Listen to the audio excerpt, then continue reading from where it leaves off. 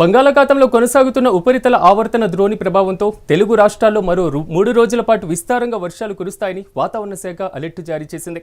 ఇప్పటికే ఆంధ్రప్రదేశ్ నగరంలోతో పాటుగా ఇతర జిల్లాల్లో కూడా మోస్తరు నుంచి భారీ వర్షాలు కురవనున్నట్లుగా వాతావరణ శాఖ రాష్ట్రం మొత్తానికి ఎల్లో అలర్ట్ను జారీ చేసింది.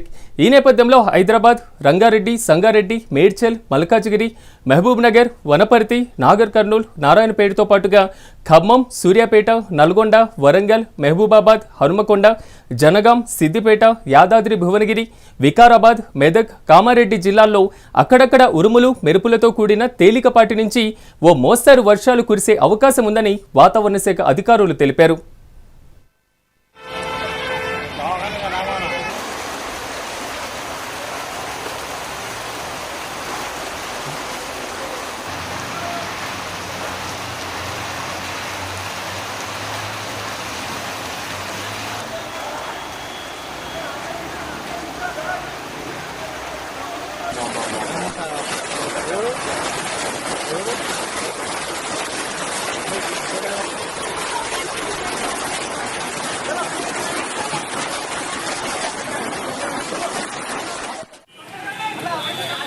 చెట్టు మొత్తం రోడ్ అడ్డం తిరిగిపడి